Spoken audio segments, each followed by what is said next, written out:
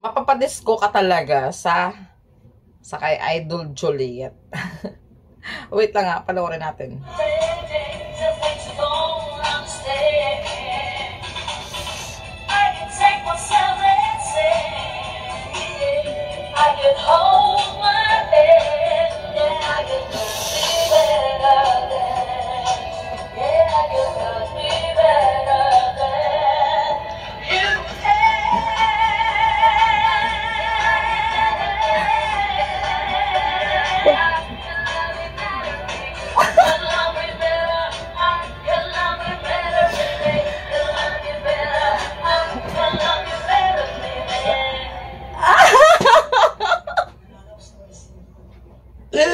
Ay, naka, mapapaindak, mapapasayaw, basta.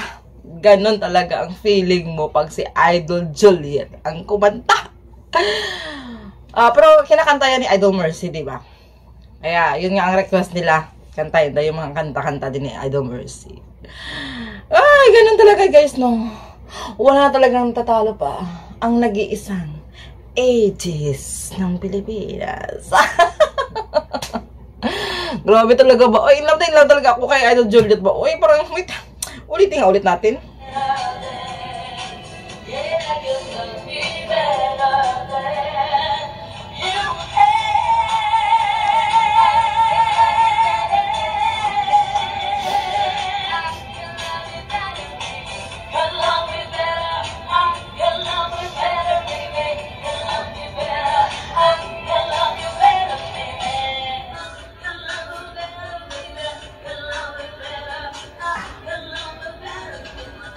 Ay, nako. Basta yun lang masasabi ko talaga. Ang nag-iisang ages lang talaga ng ating bansa. Ay! Iba kasi yung... Sabi ko, iba talaga pag sila ang kumanta. Nung lalo si Idol Juliet, si Idol Mercy, si Idol Ken. Siyempre talaga ako talagang idol ko kasi sa Idol Juliet. Alam mo kung bakit idol ko talaga sa Idol Juliet? Unang-una kasi, makarisma kasi siya. Pangalawa, ang galing niyang kumanta. Yung ano ba yun, ang galing niyang kumanta na mapahugot, mapadisko, talagang mapasasabay ka talaga ba? At di ka marunong, talagang mapasabay ka lang. Yun ang kay Idol Juliet. Ay, tapos, syempre, ang pagiging humble niya at ang pagiging makatao niya or magaling siya makisama talaga sa tao ba. Mabait talaga si Idol Juliet. Look lang siyang mataray like me. Pero pag kilalanin yung mga taong ganyan, pag nakuha nyo ang mga loob nila niyan, mabait din naman yan. Ganon yun. Huwag kayo kasi basta-basta maghuhusga sa panlabasan nyo. Ganon. So, ganon si Idol Juliet para sa akin.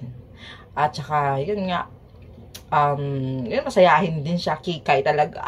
That's what I like her. Ang pag-kikay. So, yun guys, no.